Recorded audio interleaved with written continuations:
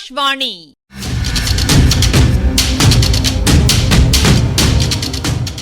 பொன்னியின் செல்வங்கள் வாசிப்பும் ஆய்வும். வாசிப்பவர் ராமசுவாமி சுதர்சன் அவர்கள்.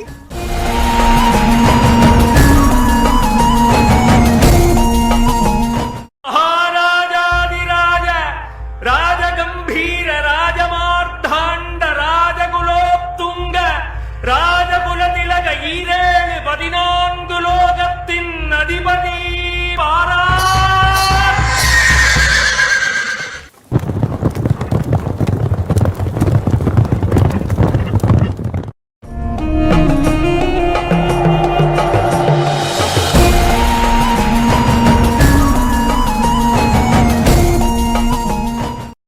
பொன்னார் மேனியனே என்ற பாடலை சிறையிலே சேந்தன் அமுதன் பாடிக்கொண்டிருந்தபோது அவனுடைய பாடலாலும் பின்னர் அவனுடைய நடத்தையாலும் சொற்களாலும் கவரப்பட்ட குந்தவையும் வானதியும் அவனிடம் பேச்சு கொடுத்து சம்பாஷணையை வளர்த்து கொண்டார்கள்.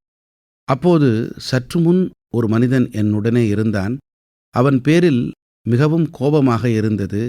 ஆனால் சில நேரத்திற்கு முன்பாகத்தான் அவனை பழுவூர் இளையராணி விடுவித்து கொண்டு சென்றாள் என்று சேந்தன் அமுதன் அவர்களிடம் கூறினான்.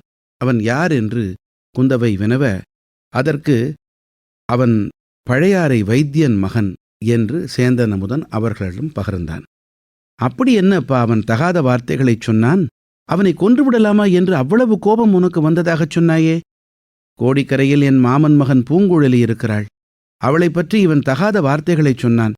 அதனாலேதான் அவன் பேரில் எனக்கு அவ்வளவு கோபம் வந்தது. ஆனாலும் அவன் ஒரு நல்ல சமாச்சாரம் சொன்னபடியால் போனால் போகிறது என்று விட்டுவிட்டேன். அது என்ன அவ்வளவு நல்ல சமாச்சாரம் அப்பா? என்னுடைய நண்பன் வந்தியத்தேவனுடனே தான் இவன் கோடிக்கரைக்கு போனான். அங்கே இந்த படுபாவி என் சிநேகிதனுக்கு துரோகம் செய்து பழுவூர் ஆட்களிடம் பிடித்து கொடுத்துவிட பார்த்தான். அது முடியவில்லையா? அப்படியானால் அந்த ஒற்றன் தப்பித்துக் கொண்டு விட்டானா என்று வானதியும் குந்தவையும் ஒரே குரலில் ஆர்வத்துடன் கேட்டார்கள். இதை தெரிந்து கொள்ளத்தானே அவர்கள் இந்த பாதாள சிறைக்குள்ளே வந்தது. ஆம் அம்மணி, என் நண்பன் தப்பித்துக் கொண்டு போய்விட்டான். பூங்குழலி அவனை இரவில் படகில் ஏற்றிக்கொண்டு கடலில் இலங்கை தீவுக்கு சென்று விட்டாளாம். தேடிப்போனவர்கள் ஏமாந்தார்கள். இந்த படுபாதகனும் ஏமாந்தான். பெண்மணிகள் இருவரும் ஒருவரை ஒருவர் பார்த்து கொண்டார்கள். அவர்களுடைய உள்ளத்தில் ததும்பிய மகிழ்ச்சியை அவர்களுடைய முகமலர்கள் வெளியிட்டன. குந்தவை சேந்தன் அமுதனை பார்த்து, அப்பனே, ஒற்றன் ஒருவன் தப்பித்துக் கொண்டது பற்றி நீ இவ்வளவு சந்தோஷப்படுகிறாயே, உன்னை சிறையில் வைத்திருப்பது சரிதான் என்றாள். தாயே, அந்த குற்றத்துக்காக என்னை சிறையில் போடுவது சரியானால் உங்கள் இருவரையும் கூட எனக்கு பக்கத்தரையில் போட வேண்டுமே என்றான். பெண்மணிகள் இருவரும் நகைத்தார்கள். இருளடைந்த அந்த பாதாள சிறையில் சேந்தன் அமுதனுடைய பாட்டு எவ்வளவு விசித்திரமாயிருந்ததோ அப்படி அவர்களுடைய சிரிப்பும் அபூர்வமாக ஒலித்தது. நீ வெகு கெட்டிக்காரன், மிக பொல்லாதவன். உன்னை இங்கே வைத்திருந்தால் நீ பாட்டு பாடியே இங்குள்ள மற்றவர்களையும் கெடுத்து விடுவாய். கோட்டை தலைவரிடம் சொல்லி உன்னை விடுதலை செய்ய பண்ணிவிட்டு மறுகாரியம் பார்க்க வேண்டும் என்றாள் குந்தவை. தாயே, அப்படி செய்ய வேண்டாம். அடுத்தறையில் ஒரு மனிதன் இருக்கிறான்.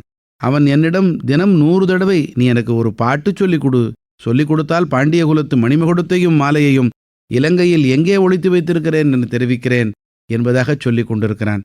அந்த ரகசியத்தை நான் தெரிந்து கொள்ளும் வரையில் இங்கேயே விட்டுவிடச் சொல்லுங்களேன் என்றான் சேந்தன் அமுதன். அந்த மாதிரி உனக்கும் பைத்தியம் பிடிக்கும் வரையில் நீ இங்கேயே இருப்பேன் என்கிறாயா? அப்புறம் உன் தாயார் வாணி அம்மையின் கதி என்ன என்று கூறிவிட்டு இளைய பிராட்டி அங்கிருந்து புறப்பட மற்றவர்களும் சென்றார்கள். அரை நாழிகை நேரத்துக்கெல்லாம் சில சேவகர்கள் வந்து சேந்தன் அமுதனை பாதாளச் சிறையிலிருந்து விடுதலை செய்து தஞ்சை கோட்டை வாசலில் கொண்டு போய் விட்டார்கள். அன்று மாலை நந்தினி லதா மண்டபத்தில் ஹம்ச தூளிகா மஞ்சத்தில் அமர்ந்து நிருபம் ஒன்று எழுதி கொண்டிருந்தாள். சில வரிகள் தான் எழுதினாள். எழுதும்போது சில சமயம் சுழற்காற்றில் இளங்கொடி நடுங்குவது போல அவள் உடம்பு நடுங்கிற்று. அடிக்கடி நெடுமூச்சு விட்டாள். அந்த குளிர்ந்த வேளையில் பக்கத்தில் தாதிப்பெண் நின்று மயில் விசிறியால் விசிறிக் கொண்டிருந்ததும் அவளுடைய பளிங்கு நெற்றியில் முத்து முத்தாக வியர்வை துளிர்த்திருந்தது. அவள் எழுதிய நிருபமாவது, அரசளங்குமரா, தயங்கி தயங்கி பயந்து பயந்து இந்த நிருபம் எழுதத் துணிந்தேன். ராஜ்யத்தின் நிலைமையைப் பற்றி பலவிதமான செய்திகள் காதில் விழுகின்றன. தாங்கள் எதையும் கவனிப்பதில்லை. நோயினால் மெலிந்திருக்கும் தங்கள் தந்தை பலமுறை சொல்லி அனுப்பியும் தாங்கள் தஞ்சைக்கு வரவில்லை.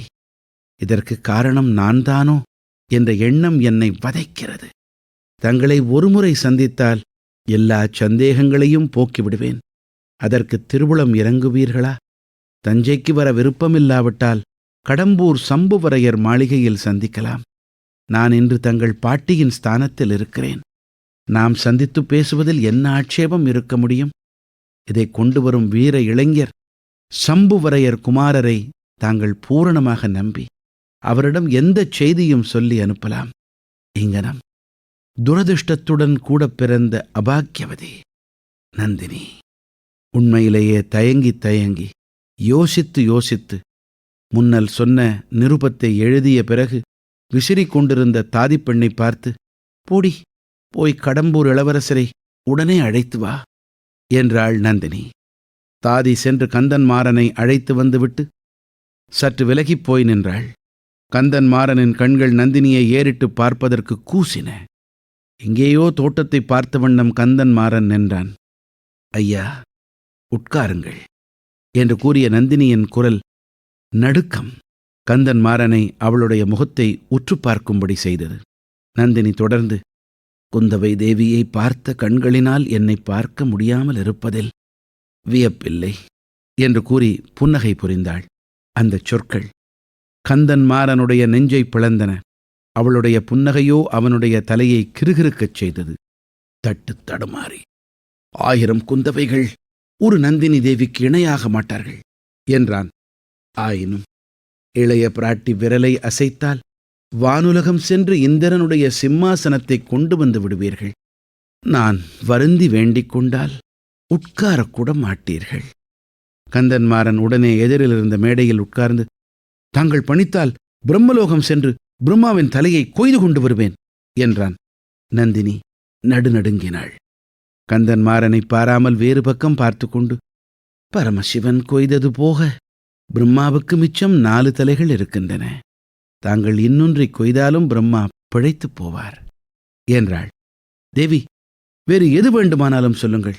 ஆனால் குந்தவை தேவியை பற்றி மட்டும் என்னிடம் புகழ்ந்து பேச வேண்டாம். சிநேகித துரோகியான வந்தியத்தேவனுக்கு அவள் பரிந்து பேசியதை நினைத்தால் என்னுடைய இரத்தம் கொதிக்கிறது என்றான் கந்தன்மாறன். ஆனாலும் இன்று காலையில் தங்களுடைய கற்பனாசக்தி அபாரமாயிருந்தது என்னவோ உண்மைதான். தங்களுக்கும் தங்கள் நண்பனுக்கும் நடந்த துவந்த யுத்தம் பற்றி எவ்வளவு கற்பனையாக பேசினீர்கள் என்று நந்தினி கூறிய வார்த்தைகள் கந்தன்மாறனுக்கு சிறிது வெட்கத்தை உண்டாக்கின. அவனை சந்தித்தது எப்படி என்பதற்கு ஏதாவது சொல்ல வேண்டுமல்லவா? அதனால் சொன்னேன். அவன் என்னை முதுகில் குத்தியது என்னமோ உண்மைதானே என்றான். ஐயா, அன்று நடந்ததையெல்லாம் தாங்கள் மறுபடியும் ஒரு தடவை ஞாபகப்படுத்திக் கொண்டு பார்ப்பது நல்லதல்லவா என்றாள் நந்தினி. தாங்கள் கூட என் வார்த்தையை சந்தேகிக்கிறீர்களா என்ன? சந்தேகிக்கவில்லை. ஆனாலும் தாங்கள் சில விஷயங்களை மறந்து விட்டிருக்கிறீர்கள். வந்தியத்தேவனை என்றைக்காவது ஒரு நாள் சிறைப்படுத்தி கொண்டு வருவார்கள். அப்போது தாங்கள் அவன் மீது சாட்டும் குற்றம் உண்மை என்று ருசுவாக வேண்டுமல்லவா? அதில் எனக்கொன்றும் சிரத்தையில்லை. அவனை இன்னமும் மன்னித்துவிடவே விரும்புகிறேன். தங்களுடைய பெருந்தன்மையை பாராட்டுகிறேன். ஆயினும் நமக்குள் உண்மையை நிச்சயம் செய்து கொள்வது நல்லது. அன்றிரவு நடந்ததையெல்லாம் மீண்டும் ஒருமுறை ஞாபகப்படுத்திக் கொண்டு பாருங்கள். நிலவரையின் வழியாக தாங்கள் வந்தபோது பழுவேட்டரையரையும் என்னையும் வழியில் சந்தித்தீர்கள். தங்களுக்கு அது நினைவிருக்கிறதா? நன்றாய் நினைவிருக்கிறதே. என் உடம்பில் உயிர் உள்ள வரையில் அதை நான் மறக்க முடியாது. அப்போது தாங்கள் என்ன சொன்னீர்கள் என்பது நினைவிருக்கிறதல்லவா? என்ன சொன்னேன் என்பது நினைவில்லை.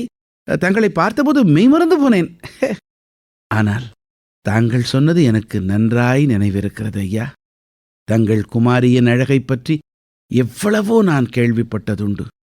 ஆனால் அதெல்லாம் உண்மைக்கு உரைபோட காணாது என்று சொன்னீர்கள். ஐயோ, அப்படியா சொன்னேன்? அதனால்தான் அவர் முகம் அப்படி சிவந்ததாக்கும். இப்போது கூட அவருக்கு என்னை கண்டால் அவ்வளவாக பிடிக்கவில்லை. நந்தினி சிரித்துவிட்டு, உங்களை அவருக்கு பிடிக்காவிட்டால் பாதகமில்லை. உங்களுக்கு அவரை பிடித்திருக்கிறதல்லவா, அதுவே போதும் என்றாள். தேவி, உண்மையை சொல்லுகிறேன். தங்களிடம் மறைப்பதில் பயன் என்ன? எனக்கும் அவரை பிடிக்கவில்லை என்றான் கந்தன்மாறன். அதனாலும் பாதகமில்லை. எனக்கு அவரை பிடித்திருக்கிறது, அதுவே போதும். இப்படிப்பட்ட கணவனை பெறுவதற்கு நான் எவ்வளவு தவம் செய்தேனோ என்றாள். இதை கேட்டு கந்தன்மாறன் உள்ளம் குழம்பிற்று. ஒன்றும் சொல்லத் தெரியாமல் சும்மா இருந்தால், அது போனால் போகட்டும். நிலவரையில் எங்களை பார்த்த பிறகு என்ன செய்தீர்கள் என்று நந்தினி கேட்டாள். தீவர்த்தி பிடித்து வந்த காவலன் வழிகாட்டி கொண்டு சென்றான். நான் தங்கள் நினைவாகவே கூட சென்றேன். ரகசிய மதில் சுவரை திறந்துவிட்டு காவலன் நகர்ந்து கொண்டான். நான் அதில் நுழைந்தேன். உடனே முதுகில் யாரோ குத்தினார்கள். அவ்வளவுதான் நினைவிருக்கிறது. வந்தியத்தேவன் நான் அங்கு வருவேன் என்பதை எப்படியோ தெரிந்து கொண்டு வெளியே காத்திருக்க வேண்டும். இல்லை ஐயா, தங்கள் ஊகம் மிகத் தவறானது. வெளியில் அவன் காத்திருக்கவே இல்லை. தாங்கள் கூட அவன் கட்சியில் சேர்ந்து விட்டீர்கள். நான் ஏன் அவன் கட்சியில் சேர வேண்டும்? எனக்கு என்ன லாபம், அல்லது அவனுக்குத்தான் என்ன லாபம்? இப்படித்தான் நடந்திருக்க வேண்டும் என்று எனக்கு இப்போது நிச்சயமாக தெரிகிறது. இப்பகுதியின் ஆய்வினை வழங்குகிறார் ஐங்கரன் அவர்கள்.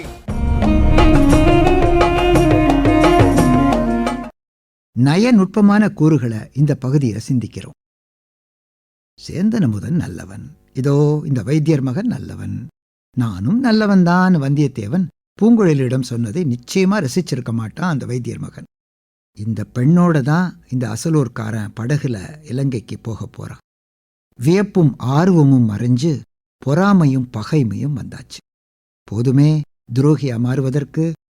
காதல் விஷயத்துல உன் சிநேகிதன் ஒன்னு முந்திக்கிட்டானே பூங்குழலி நகைச்சுவா சொன்னது அவனை சோதிக்கத்தானே. எதிர்பார்த்தபடியே துரோகம் பண்ணிட்டான். வந்தியத்தேவன்ங்கிற ஒற்றனுக்கு உதவி பண்ணின குற்றத்துக்காக சேந்தன் அமுதனையும், உடந்தையாயிருந்து ஒளியறத்துக்கும் தப்பிச்சு படகிலேறி போறதுக்கும் துணையாயிருந்த வைத்தியர் மகனையும் சிறையில போட்டாங்க. சேந்தன் அமுதன் விஷயத்துல தான் தலையிடுவது பொருத்தமாய் இராது. வைத்தியர் மகன் தன்னால அனுப்பப்பட்டவன். ஆகையினாலதான் வைத்தியர் மகனை விடுவிக்கிறதுல தீவிரம் காட்டினா குந்தவை. இளைய பிராட்டிய போல அறிவு செல்வம் படிச்சவர் யாருமே இல்லைன்னு மலையமான் சொன்னது நினைவிருக்கும். நந்தினியின் லதா மண்டபத்துல ஹம்சத்தூளிகா மஞ்சத்துல அமர்ந்து நிருபம் எழுதிக்கிட்டு இருக்கா படபடப்பா. ஹம்சத்தூளிகம் இந்த தொடர் அன்னத்தூவியை குறிக்கும். இலவு, செம்பஞ்சு, வெண்பஞ்சு, மயில் தூவி, அன்னத்தூவி ஆகிய மென்மையான பொருள்களால் அமைந்த படுக்கை. ஐந்தணை அமளி அதுல ஒரு வகை. நிருபம் கடிதம் ஆதித்த கரிகாலனுக்கு. மென்மையான இருக்கை, கடினமான இதயம், நக்கலான வாசகம். ஆமாங்க, கந்தமாறன் வீர இளைஞரான். உங்களை பழுவேட்டரையருக்கு பிடிக்கல, உங்களுக்கு அவரை பிடிக்கலங்கிறீங்க. எனக்கு அவரை பிடிச்சிருக்குது, அதுவே போதும். இப்படி திருக்கு மறுக்கா பேசி அந்த வீர இளைஞனை குழப்பறா. ஏறத்தாழ பழுவேட்டரையர் நிலைக்கு போயிட்டான் அவன்.